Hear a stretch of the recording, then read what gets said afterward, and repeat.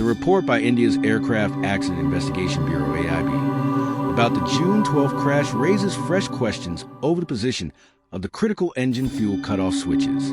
Almost immediately after the plane lifted off the ground, closed-circuit TV footage showed a backup energy source called a ram air turbine had deployed, indicating a loss of power from the engines. In the flight's final moments, one pilot was heard on the cockpit voice recorder asking the other why he cut off the fuel. The other pilot responded that he did not do so. The report said it did not identify which remarks were made by the flight's captain and which by the first officer, nor which pilot transmitted "Mayday, Mayday, Mayday" just before the crash. The commanding pilot of the Air India plane was Sumit Sabharwal, 56, who had a total flying experience of 15,638 hours and, according to the Indian government, was also an Air India instructor. His co-pilot was Clive Kinder, 32, who had 3,403 hours of total experience. The fuel switches had almost simultaneously flipped from run to cutoff just after takeoff. The preliminary report did not say how the switches could have flipped to the cutoff position during the flight.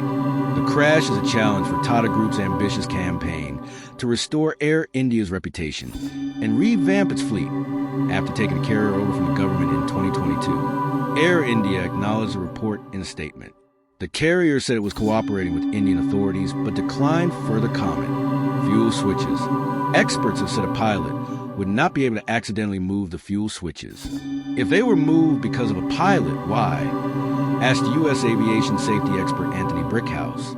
The switches flipped a second apart. The report said roughly the time would take to shift one and then the other, according to U.S. aviation expert John Nance. He added that a pilot would normally never turn the switches off in flight, especially as the plane is starting to climb. Flipping to cut off almost immediately cuts the engines. It is most often used to turn engines off once a plane has arrived at its airport gate and in certain emergency situations, such as an engine fire. The report does not indicate there was any emergency requiring an engine cutoff. At the crash site, both fuel switches were found in the run position, and there have been indications of both engines relighting before the low-altitude crash, said the report, which was released around 1:30 a.m. IST on Saturday, 20 o'clock GMT on Friday. Asked about the report, the father of First Officer Kinder told reporters, "I am not from the airline," declining to comment further during a prayer meeting held in the memory of the airline's crew on Saturday in Mumbai, where emotional scenes played out among grieving relatives. The U.S. National Transportation Safety Board thanked Indian officials for their cooperation in a statement and noted that there were no recommended actions in the report aimed at operators of Boeing's 787 jets. The U.S. Federal Aviation Administration said its priority was to follow the facts where they lead, and it was committed to promptly addressing any risks identified throughout the process. Boeing said it continued to support the investigation and its customer, Air India. GE Aerospace did not respond immediately to a request for comment. Crash Probe, the AIB, an office under India's Civil Aviation Ministry, is leading the probe into the crash, which killed all but one of the 242 people on board and 19 others on the ground. Most air crashes are caused by multiple factors, with preliminary report due 30 days after the accident, according to international rules, and a final report expected within a year. The plane's black boxes, combined cockpit voice recorders and flight data recorders, were recovered in the days following the crash and later downloaded in India.